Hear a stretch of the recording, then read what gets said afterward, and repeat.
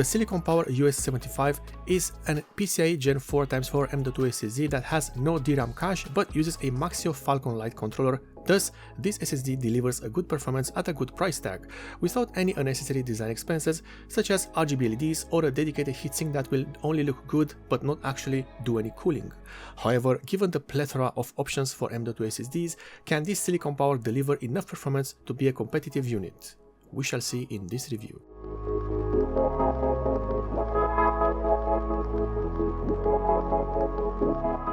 The US75 has been launched quite recently and it is available in a few storage capacities: 500GB, 1TB, 2TB and 4TB. Quite a wide selection of storage capacities when we look at the pricing for this SSD. Speaking of which, in this review we have the 1TB variant, which can be found for approximately $140 or euros, at least at the time of this review. However, these prices have been overly inflated by the latest development in the industry, and by development I mean price increases. So you can find this SSD for much cheaper if you do look around.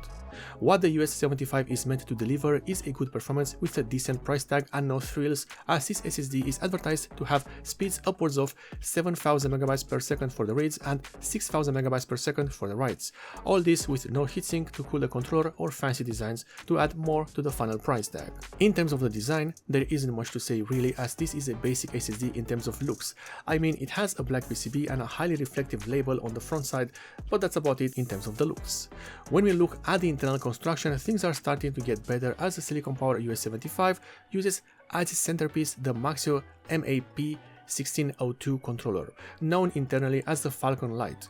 This is a controller built on a 12nm process technology featuring 4 channels and has full support for PCIe Gen 4x4 thanks to design.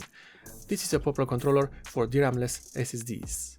The memory chips used with the US75 are made by YMTC and are TLC flash chips. These are built on 242 layers.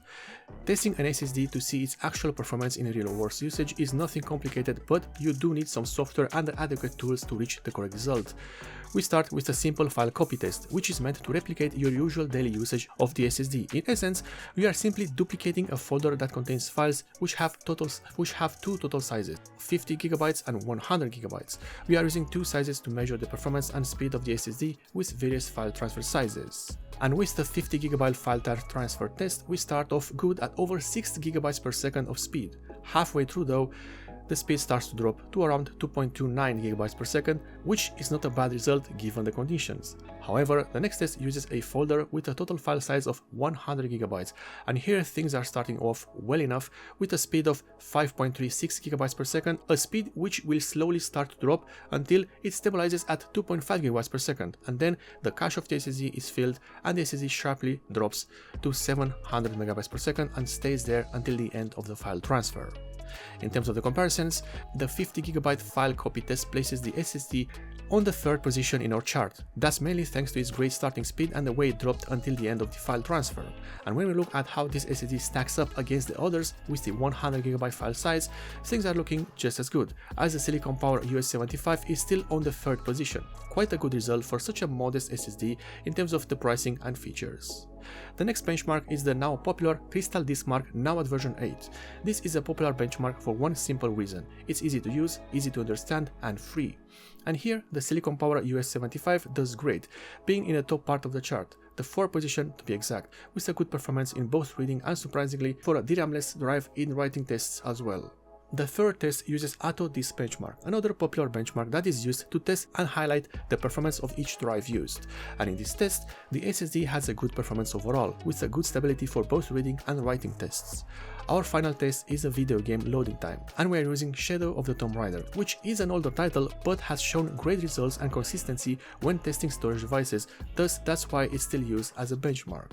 And in this test, the Silicon Power US75 1TB is around the upper middle part of the chart, next to the Crucial P5 or the Silicon Power US70. Quite a good result again for a value-oriented SSD that doesn't even have a DRAM chip installed to help its cache. When it comes down to the temperature, each SSD is different, as the same can be said for each behavior, as the temperature of an M.2 SSD is bound by the controller used and its thermal efficiency. In this case, the Silicon Power US75 1TB barely reached 54 degrees Celsius under a full load benchmark, which is great to see, as this makes this SSD ideal for notebook usage and even gaming consoles. Looking at the performance of this SSD, the Silicon Power US75 1TB, it is an interesting M.2 model, especially in today's market and pricing. While not cheap, but that's the case for most SSDs right now, for some reason, the US75 is a good choice, mainly thanks to its good performance and low temperature, which makes it great for console usage or notebook usage due to their struggle to properly cool down an M.2 SSD. While the pricing is all over the place, the Silicon Power US75 1TB is a worthwhile choice for a budget system or a gaming console. While its controller has a tendency to run hot, the SSD itself keeps its temperature cool and it is stable even in full load. And of course, being a single-sided PCB design means that this SSD will work great with notebooks as well. If you like this review, then you might consider subscribing for more, and also if you want to support me in a direct way, then in the description below you will find the links for both the Patreon and the Subscriber Star pages of this channel.